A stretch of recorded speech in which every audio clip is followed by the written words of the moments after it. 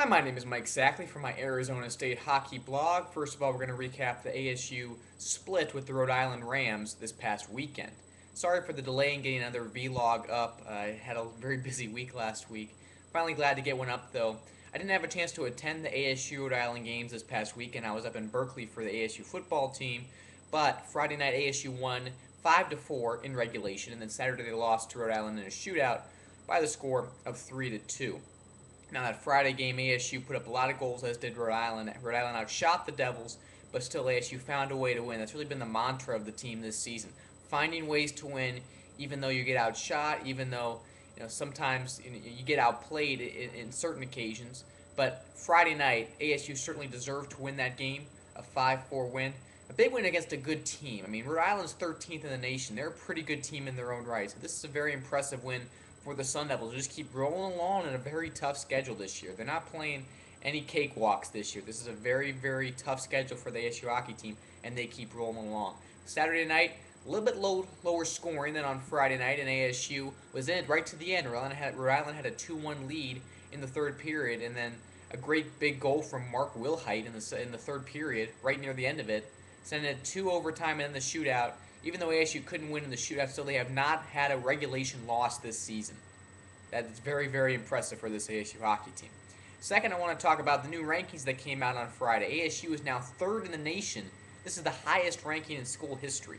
Unbelievable. It's so amazing to see this team jump from 10 to 3 like that. They're actually tied for third with Oklahoma, the team they split with a couple weeks ago. So very, very impressive for ASU to jump that high. They're even ahead of Penn State, a team that's going to be moving to NCAA D1 in 2012. It's very, very impressive for ASU, but still, it's very early in the season, so they got to find a way to keep it up against some good teams coming up in the schedule, such as Ohio in a couple weeks, and then Lindenwood, the big one, in the middle of November.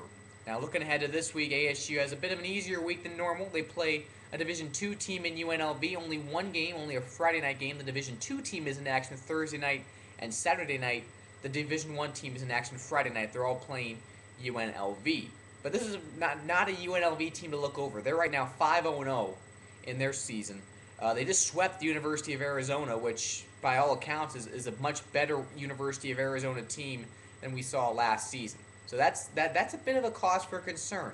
But still, so this is basically, what I'm trying to say here is that ASU cannot overlook this UNLV team. There was a couple games last year, some D2 teams popped in, ASU overlooked. They ended up beating ASU. So ASU can't overlook UNLV. This is going to be a tough matchup, and it could come down right to the wire. I know UNLV is a D2 team, but they're a very good D2 team, and ASU has to make sure they don't overlook the Running Rebels on Friday night.